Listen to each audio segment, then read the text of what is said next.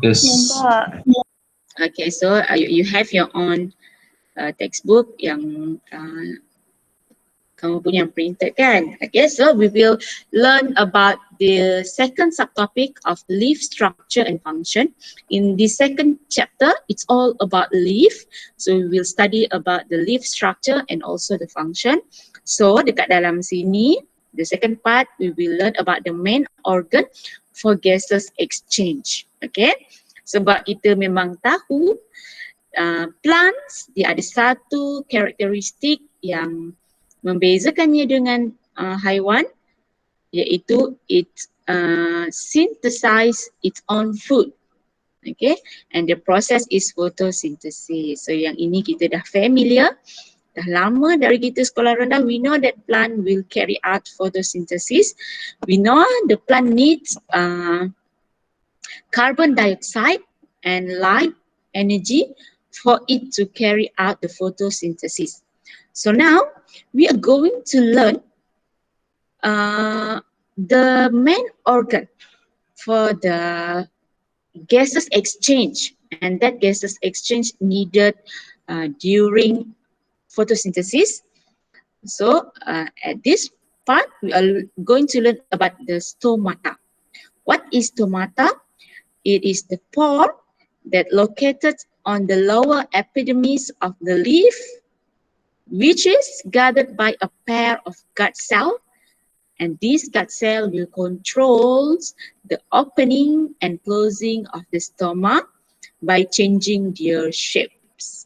Okay, and in this gut cell, it contains chloroplast, and you know chloroplast is the organelle that carry out photosynthesis. Okay. Yang ini kita sudah belajar bermula daripada sekolah rendah, what is photosynthesis, the substance needed for photosynthesis, and we continue learn about the stomata masa kamu di tingkatan 3. So this is not a new thing for you, right? Okay. So ini diagram ini adalah this photograph is a micrograph of stomata on the lower epidermis of a leaf. Okay, dekat bahagian bawah daun. Okay, sebab medium dah suruh minggu lepas you draw the structure of leaf. Okay.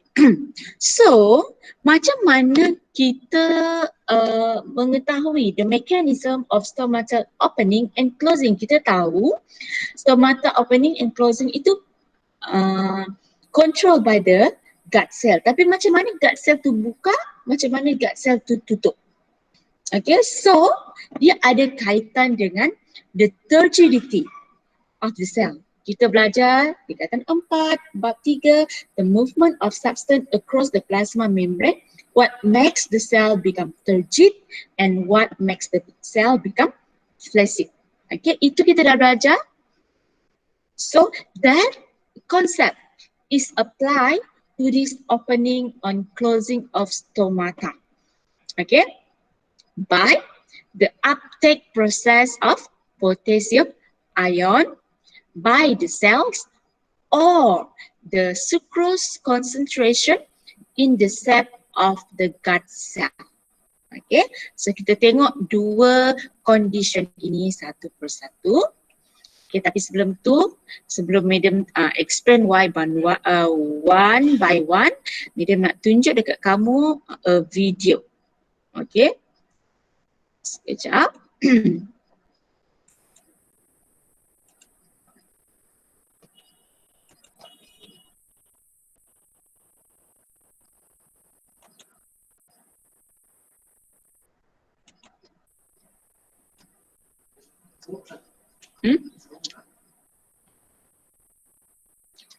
Okay, I hope you can see the video.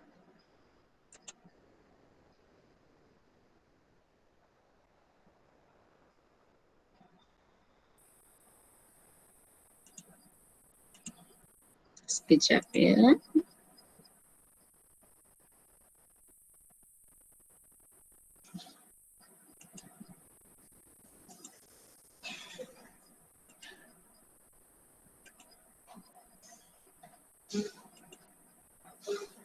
Okey, boleh nampak tak? Dapat. Okey, boleh dengar ke? Macam switch.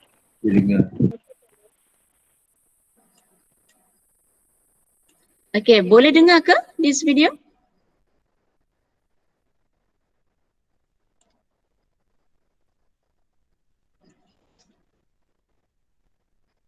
Tak boleh. Tak dapat dengar? Tak dapat.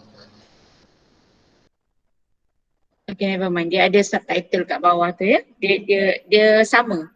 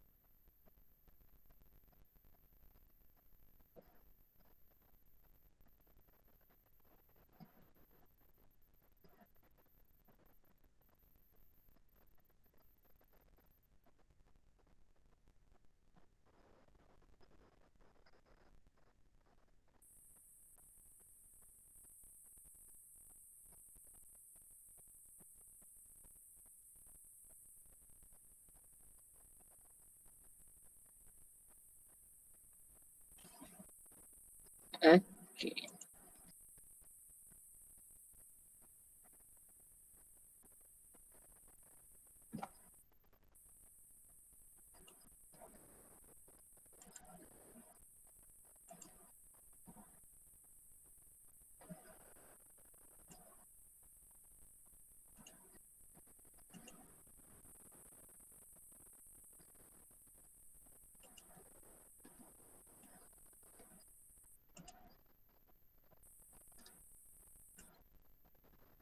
Okay. Apa yang subtitle dekat bawah video tu tadi adalah samalah dengan apa yang dia punya sound, yang dia punya explanation Okay, so dia sama seperti konsep dia sama seperti apabila sesuatu sel diletakkan di dalam larutan hypertonik dan hypotonik. Tapi kita tak adalah nak rendam daun tu dalam larutan hypertonik dan hypotonik kan. Dan itu diwujudkan, that condition depends by the potassium ion uptake. Okay. Bila potassium ion itu accumulate, okay, dia akan menyebabkan water potential in the gut cell berubah. So it will cause the gut cell to become turgid or flaccid. Okay, ini dia punya gambar yang lebih jelas lah ya. Okay, so kita tengok when the potassium ion enter the gut cell, the solid potential in the gut cell increase, so the water potential in the gut cell decrease. Apa maksud dia? Solid potential maksudnya dalam tu ada banyak solid lah. Air dia kurang sebab air masuk tadi kan. Jadi bila air kurang, water molecule akan masuk ke dalam gut cell. So gut cell become turgid and it will curve upward. Bila dia curve upward, stoma akan open. Okay, so bila ditutup malam dia akan tutup apabila potassium ion keluar daripada gut cell. Kenapa dia keluar? Due to the concentration of due to the concentration of carbon dioxide seperti yang ditunjukkan dalam video tadi. Iaitu uptake of potassium ion. Satu lagi keadaan yang boleh mengawal opening and closing of the stoma is the sucrose concentration in the gut cell sac. Okay, during day, okay, the presence of light, photosynthesis occur. So bila photosynthesis occur, banyaklah sucrose hasil daripada photosynthesis tu tadi. Bila banyak sucrose, dia macam berada dalam larutan hypertonic. Banyak sucrose maksudnya dia punya water potential dia kurang sebab sucrose yang banyak. So bila water potential dia kurang, air akan masuk ke dalam dan menyebabkan stoma terbuka. Okay. Keadaan yang sama bila dia nak tutup gut cell. Okay, bila malam, absent of light, photosynthesis tak boleh berlaku. So concentration of sucrose akan kurang. Bila sucrose kurang, the water potential increase. So the water molecule diffuse out from the gut cell becomes flaccid and it will close. Okay, dia akan bertemu. That makes the stomata close. Okay. Okay, this activity this activity is just to demonstrate to you the closing and opening of the stomata. Kalau kita guna kalau kita guna balloon, okay, untuk tunjukkan dia. Okay, so ada soalan ke tentang apa dia? Opening and closing of stomata. Kenapa sunyi di pagi ni? Kamu dengar ke tak suara madam ni? Yes.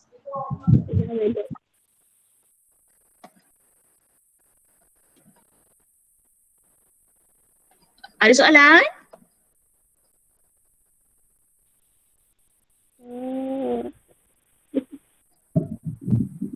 No. Okay, kalau tak ada soalan, madam proceed boleh ke? Boleh. Boleh, okay. Ha? Kalau ada soalan tanya je. Ke kamu masih bangun atas katil ni?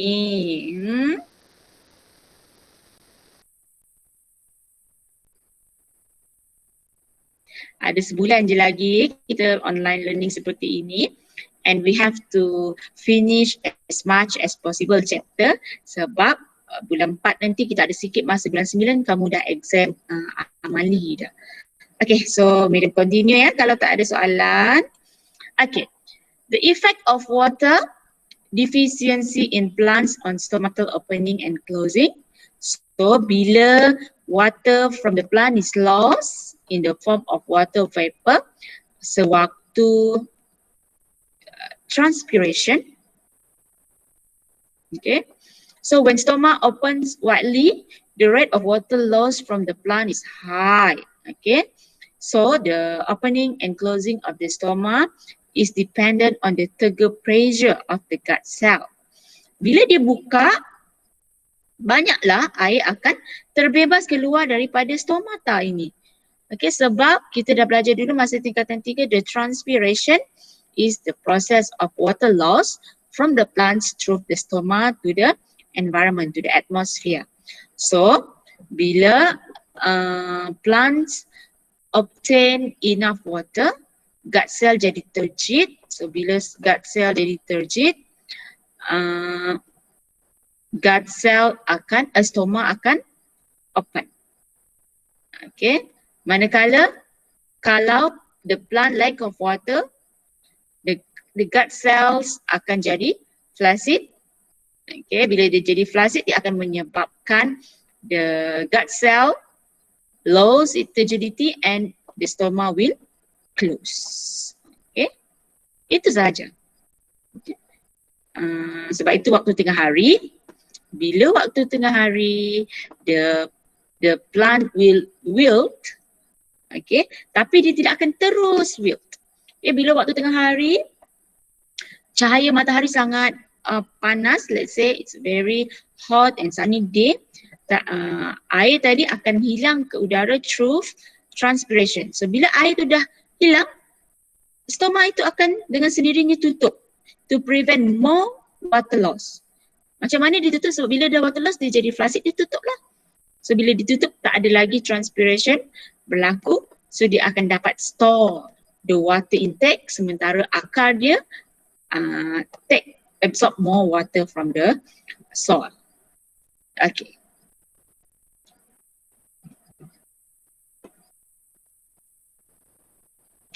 Okay. So next is the main organ for transpiration. Okay, transpiration pun dah pernah belajar. Okay, water loss kan, from the plants to the atmosphere in the form of water vapor. And the process of transpiration berlaku dekat stem and flower, but paling banyak dekat leaf lah for sure ya. Water diffuse into the root system by osmosis continuously and will flow melalui vascular bundles through the xylem to the shoot of the plants. Okay. Okay, ini gambar raja ini menunjukkan the root absorb water from the soil, and the xylem transport the water upwards sampai dekat atas. The water leaf transport the leaf veins transport water into the leaf, and then the water will evaporate to the atmosphere through stomata, and this process will continuously happen. Why? Kalau dia tidak dibuang atau dikeluarkan atau tidak evaporate through stomata, so water intake will stop. Okay, so kita tak nak water intake to stop, sebab ketika kita absorb water, not kita, the plants ya, when the plants absorb water, it actually absorb the mineral from the soil as well. Okay, so that's why the process of water intake must happen continuously. It shouldn't stop. Okay. Okay. Kalau kamu masih ingat, okay, some of you pernah buat eksperimen ini.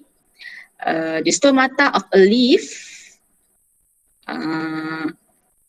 kita rendamkan pokok dalam pewarna makanan, kamu akan nampak the xylem, okay, daripada sini. Okay, why is transpiration required in plants? Okay, sebab medium dah bagi tahu tadi, sebab plant root absorb water and mineral salt from soil. It's also absorb heat energy. Transpiration itu akan release, okay, heat energy, sebab water absorb heat energy from leaf and evaporate as water vapor to give cooling effect. Kesan penyejukan ya. Produce a pulling force that move the water and mineral salts continuously in the xylem vessel from the roots to all plants. Yeah, that's why we need transpiration. Yeah. So what are the environmental factors that affect the rate of transpiration? The first one, the rate of transpiration is affected by the light intensity, okay, air humidity, temperature, and air movement. Dia sama seperti rate of evaporation. Sebab memang transpiration itu adalah proses evaporation di stoma daun. Okay, so when the light intensity increase, the rate of transpiration will increase. Okay, until the air humidity, the temperature, and air movement become the limiting factors. Sama juga, when the air humidity increase, the rate of transpiration will decrease sebab ada banyak wap air dalam udara. Temperature increase, rate of transpiration increase. Air movement increase, rate of transpiration increase. Okay. Okay, this one adalah the effects of environmental factors on rate of transpiration using a potentiometer. This one, kita memang sepatutnya buat eksperimen ini. So, kamu kena sediakan lab report. How you do the experiment, Madam akan tunjuk. Madam akan terangkan ketika tutorial nantilah. Okay. Ada soalan lagi ke?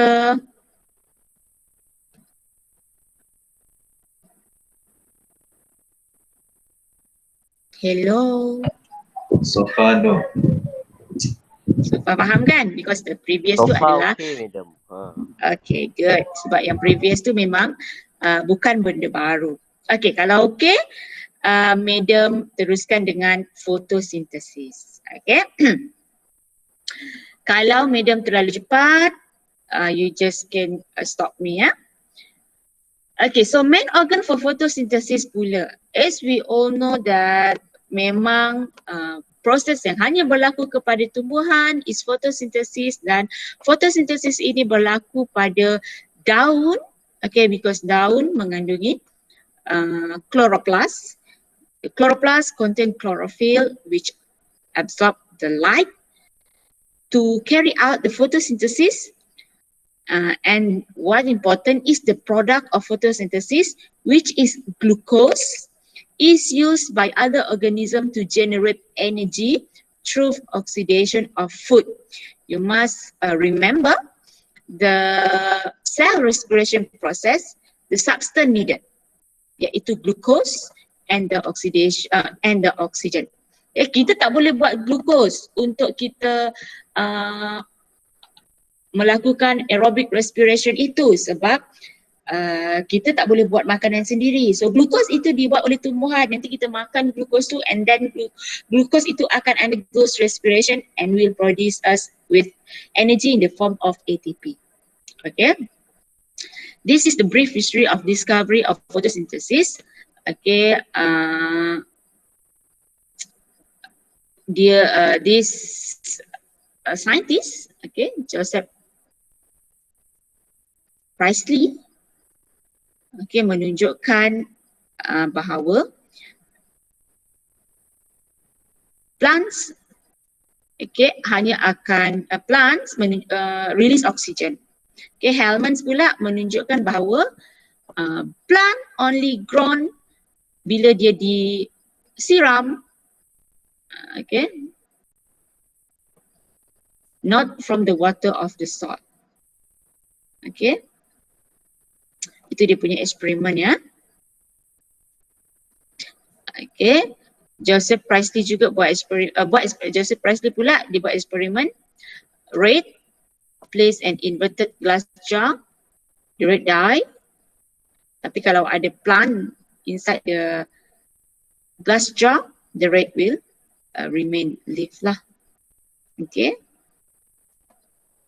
So kita terus kepada the internal structure of the leaf yang membantu dia untuk melakukan proses photosynthesis. Okay. Photosynthesis need chlorophyll, banyak kali dah Madam ulang, okay, to absorb light energy from the sun. Dia perlukan carbon dioxide from the atmosphere and water from the soil. Okay. And dia proses ini adalah untuk menghasilkan glucose. Okay. Glucose yang diperlukan oleh all other organism to produce energy, and at the same time oxygen is the byproduct. Apa maksud byproduct? Hasil sampingan. Okay. So, ini struktur yang kamu lukis minggu lepas. Okay. Number 1 is the upper epidermis. Okay, yang bahagian atas ini. And number 3 is the lower epidermis. Okay, the transparent waxy cuticle on the upper and lower epidermis allows sunlight to penetrate the upper and lower epidermis into the palisade mesophyll. Okay, sebab itu waxy cuticle itu transparent sebab nak bagi cahaya tembus. Okay, stomata are present in the lower epidermis. So in the presence of light, the stomata will open and allow gases exchange to occur. Okay, itu yang bahagian palisade mesophyll. Okay, ini palisade mesophyll bahagian A ini PA, 2A. It packed with chloroplast, ada banyak chloroplast. Sebab apa? Dia nak absorb the sunlight at maximum rate. Okay, because chlorophyll will absorb light energy from the sunlight for photosynthesis. While bahagian 2B pula, the spongy mesophyll contain a lesser amount of chloroplast. Why? Sebab dia nak allow efficient gases exchange during photosynthesis. Okay.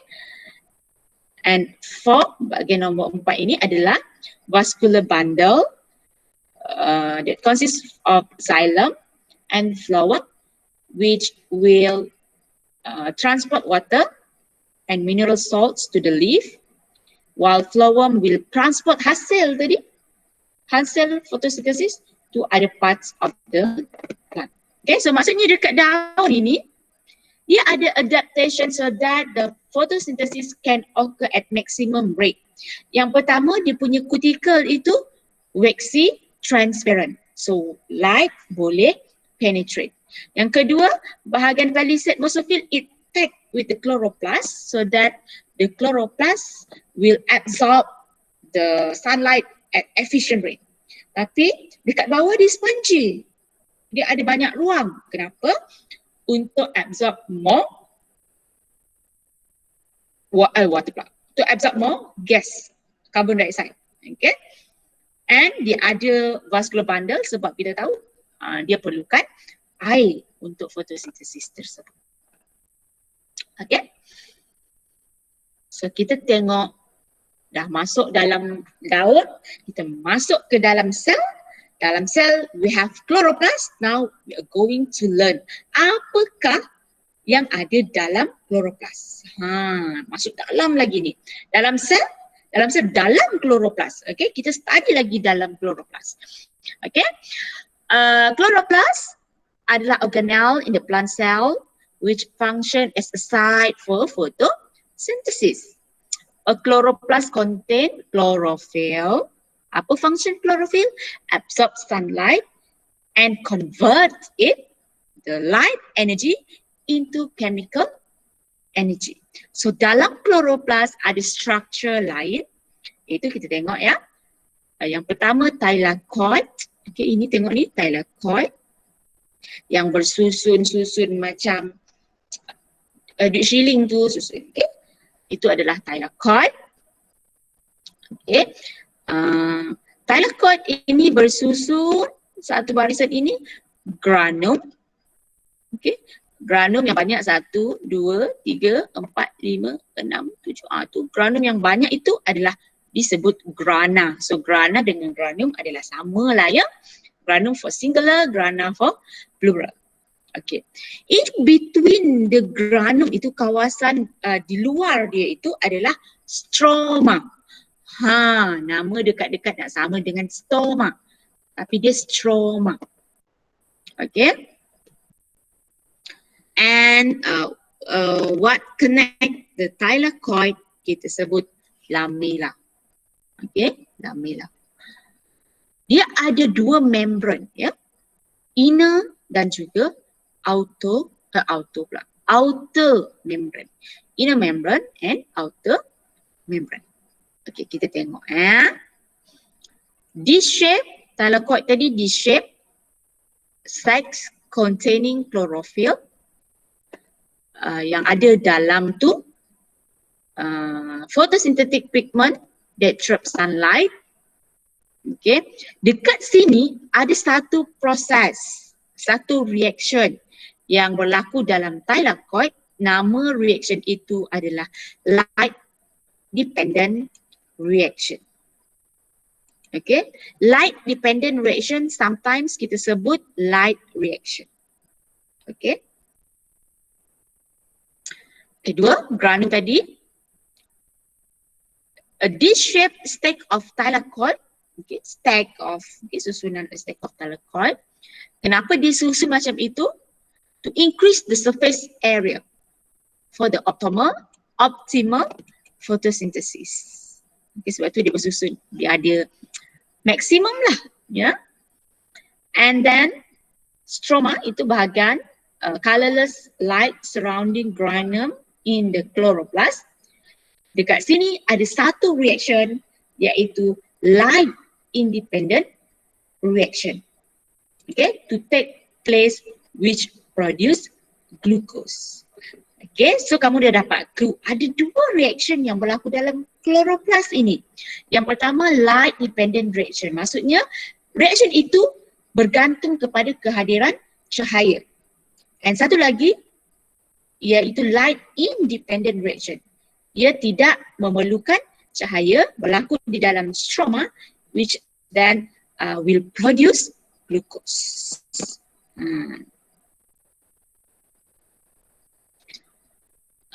Okay.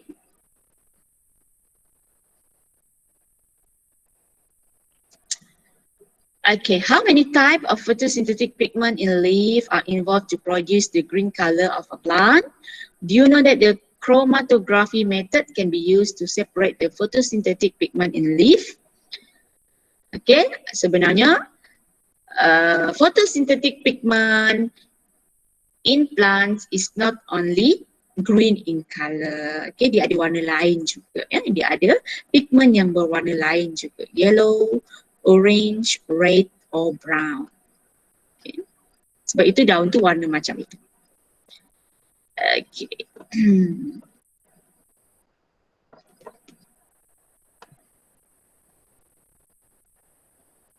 Okay. Boleh kita proceed class? Sebab selepas ini kita ada bahagian yang lebih kompleks, dia lebih melibatkan chemistry, iaitu kita nak tengok the process of light dependent reaction and light independent reaction. Okay.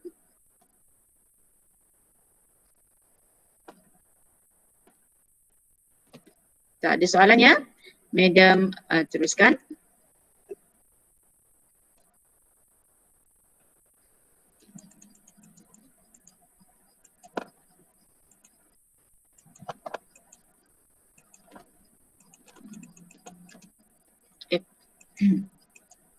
Okay. Light dependent and light independent reaction in photosynthesis. Macam Madam cakap tadi, ada dua stages in photosynthesis, iaitu light dependent reaction yang berlaku di dalam thylakoid, manakala light independent reaction berlaku di dalam stroma. Okay, kita tengok satu persatu ya. Okay. Photosynthetic pigments on the surface of the thylakoid absorb light energy. Okay, the light energy will excite the electron in the chlorophyll pigments to a higher level. Okay, apa ni? Okay, thylakoid itu dia ada chlorophyll. Chlorophyll itu akan absorb light energy masuk. So that chlorophyll now, chlorophyll light energy sekarang dia excite make the electron become excited, excited to a higher level. Dia lebih aktif berbanding energi dia sebelum dia kena light itu tadi. Okay. So bila dah electrons itu become excited, okay, the chlorophyll will go through a series of electron carriers. Okay. The energy from the electron is used to generate energy in the form of ATP. Sekarang dia dah excited. Okay, bila dia ada excited, dia ada a series of electron carriers, and that electron itu akan digunakan untuk menghasilkan tenaga dalam bentuk ATP. Okay. Eventually, these electrons are accepted by the last electron acceptor. Okay, dia akan elektron ini tadi dia akan diterima oleh last electron acceptor itu. Dia sebenarnya ada a few series. Maksudnya elektron ni pindah. Okay. Dan last sekali adalah NADP+. Okay. The NADP+ combine with hydrogen from the photolysis and form NADPH, which is a reducing agent. Kompleks dekat sini, which is you cannot imagine the process. Okay, never mind, kita tengok pelan-pelan. Chlorophyll pigment attracts the electron from the water via photolysis to become stable. Okay, ini tadi adalah proses absorption of sunlight. Sebenarnya ada satu lagi proses sebelum itu, iaitu photolysis. Photolysis ini adalah proses breaking down the hydrogen ion, okay, from the hydroxide ion. Photolysis itu, lysis is pecah kan? Photolysis is breaking down the water molecule. Okay. And then that hydroxide ion lose its extra electron and form oxygen and water. That's why that is how oxygen produced during photosynthesis. Okay. Tapi dia belum habis lagi ni. Belum lagi kita menghasilkan glukos. Ini baru light reaction.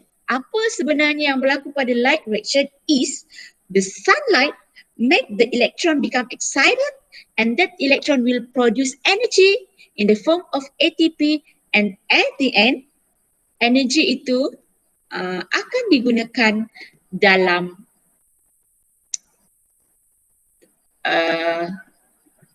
dark reaction, light independent reaction. Sometimes kamu akan jumpa orang sebut light independent reaction itu as dark reaction. Okay, tapi kalau kita sebut dark reaction, dia akan sedikit confused sebab kita fikir dia akan berlaku di dalam gelap. No, bukan. Dia berlaku tanpa memerlukan cahaya. Okay. So now kita sambung. Okay. Dalam light, proses itu akan berlaku pula, disambung pula dekat light independent reaction di dalam stroma, where the 5 carbon organic compounds feed carbon dioxide gases to form 6 carbon organic compound.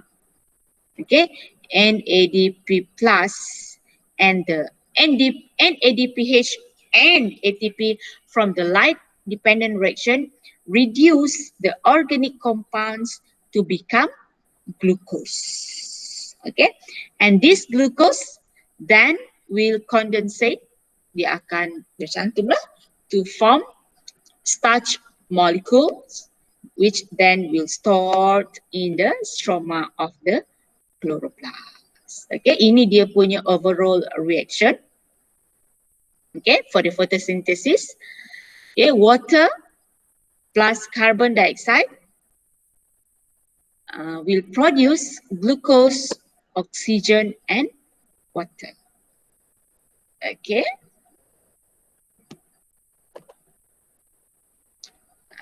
Okay, and last one, the comparison between the light dependent and light independent reaction in photosynthesis. Okay, light dependent reaction will produce ATP, tenaga. Manakala dia berlaku di thylakoid, ni produce ATP. You have to remember, berlaku dekat thylakoid. Okay, ada proses photolysis of water. Okay, and the substance adalah water. Dan dia akan menghasilkan oxygen and again water molecules. Okay. Manakala light independent reaction adalah berlaku dekat stroma. Okay, dia gunakan ATP yang dihasilkan dalam light dependent reaction. And this reaction substance adalah carbon dioxide dan menghasilkan glucose. Okay, this process involve the reduction of carbon dioxide. Okay. And apa persamaan dia? Kedua-duanya berlaku dalam chloroplast and catalyzed by enzyme. Okay.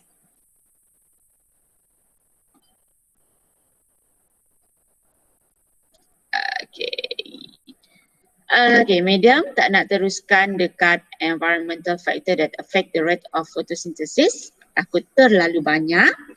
Okay, ada soalan tak kelas? Madam, Ya. carnivorous plants undergo siaga? Ya. Photosynthesis ke? Oh, carnivorous plant, semua plants undergo photosynthesis to produce glucose. Okay, carnivorous tu dia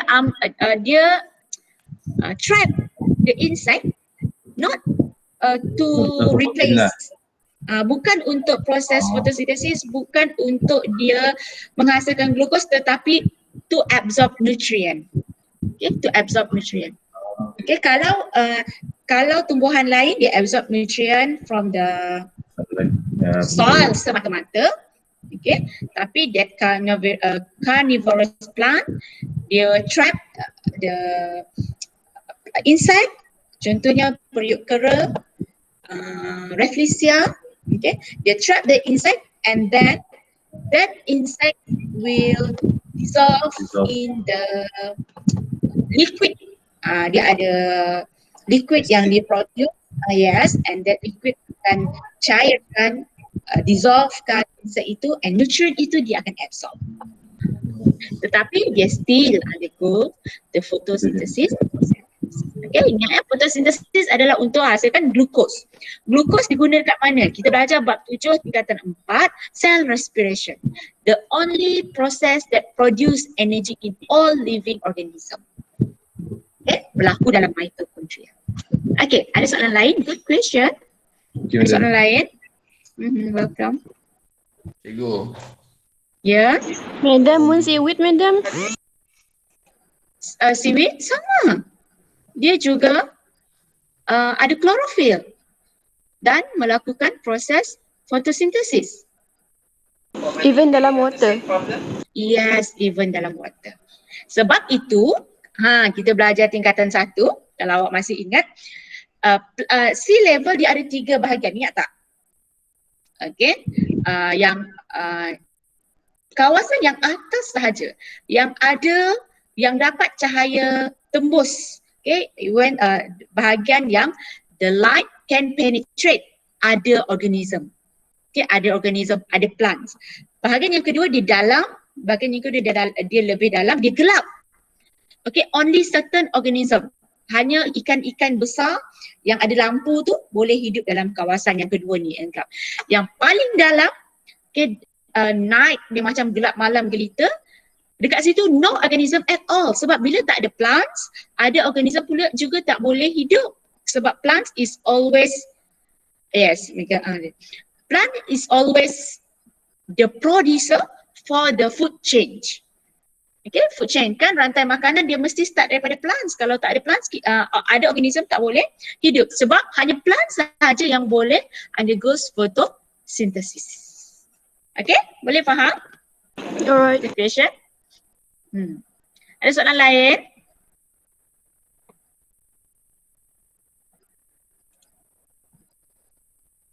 Okay, ada ya? Okay, kalau tak ada, bab ini ada banyak eksperimen. Okay, by hook or by crook, you have to do the experiment. And okay, for this tutorial, ada setengah jam masuk untuk buat tutorial. Tutorial means I'm not going to teach you macam inilah, masuk untuk belajar sendiri. Tapi madam on call. Faham kan? On call. On call maksudnya madam ready lah kamu nak tanya soalan, tanya dekat dalam Google Meet ni boleh ataupun dekat dalam Telegram. Okay. So apa tugasan pada tutorial ini? Okay, as I told you earlier, kita kena buat eksperimen. Okay. 2.1 we don't need to do the experiment. 2.2 okay. Okay, okay. The experiment 2.2, the effect of environment factors on the rate of transpiration using a photometer. Okay, first of all, macam biasalah, you have to plan for the experiment. Tapi dia dah bagi, then you have to write down the lab report macam biasa. Okay. Dan photometer kita tak ada lah dekat rumah kan. Susahlah madam nak suruh kamu buat guna photometer dekat rumah. So what I want you to do, okay, what I want you to do, madam nak kamu buat eksperimen ini secara online. Google, cari dekat YouTube the video.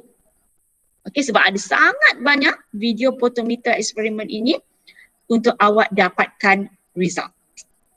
Okay, ada banyak video, so orang lain akan dapat berbezalah jawapan dia ya. Okay, then write down the results according to the video that you refer to. Write down the discussion answer.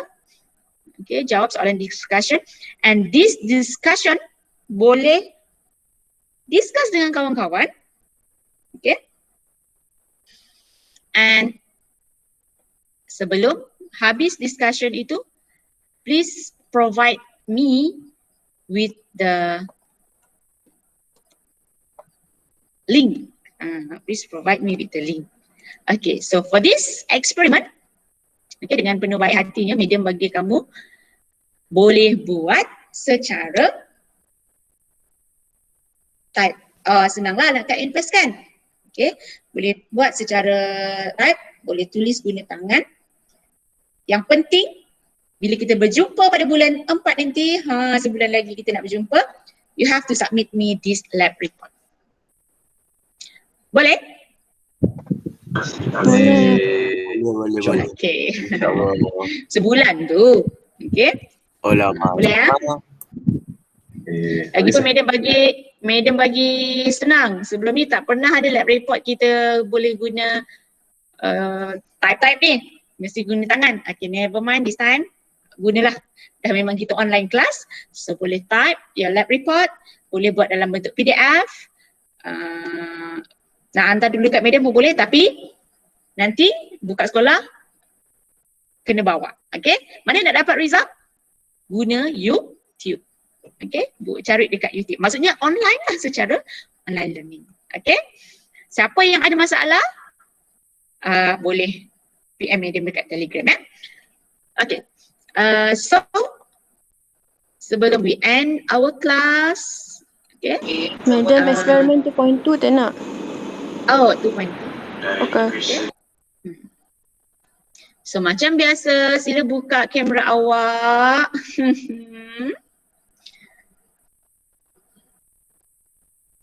Madam nak ambil gambar. Belum.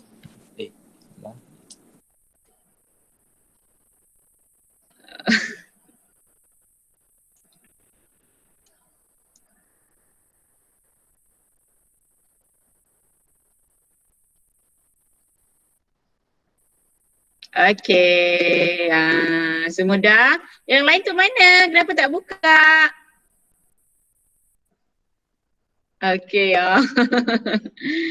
Okey, Madam ambil gambar ya. Yang lain tu bukalah.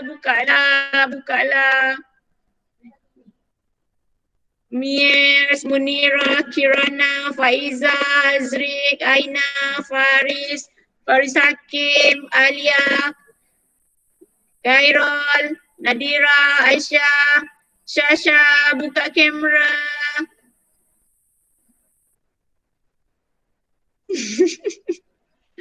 Okey, dah handsome dah tu, tak payah risau sangat lah. Okey, yang lain mana? Oh, tengah set up. Tapi selama dah tu kawan kamu tunggu tu. Cepat, buka.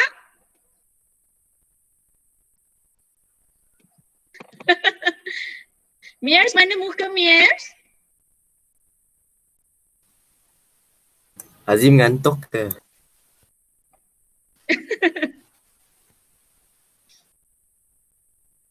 Okey, yang lain mana yang lain? Okey, Madam ambil ya. Okey, 1, 2, 3, senyum. Okey, anak sekali lagi. Ya. Sekejap ya.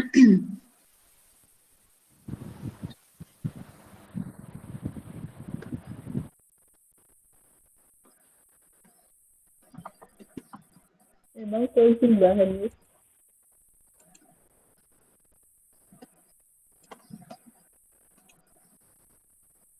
Yang lain buka kamera.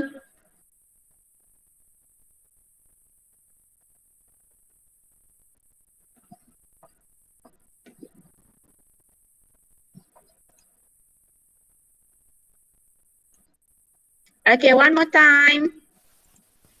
Dah buka ke yang lain? Satu lagi ni. Okay. Sekali lagi ya. Ya, Faiza cakap apa? Okay, sekali lagi. 1, 2, 3, smile. Menepis tadi. Okay, thank you. So sekarang boleh buat lab report itu, ya. Boleh cari video itu, the photometer videos. The eksperimen sangat banyak. Okay, boleh buat. Dan Madam tak tutup Google Meet ni. Okay, so that you can ask me question. Okay, kalau tak nak tanya dekat Google Meet, boleh tanya dekat Telegram lah. Okay, so tak boleh lebih. Dan masa tutorial kita tutup kelas dengan tasbih kifarah dan surah Al-Asr. Bismillahirrahmanirrahim.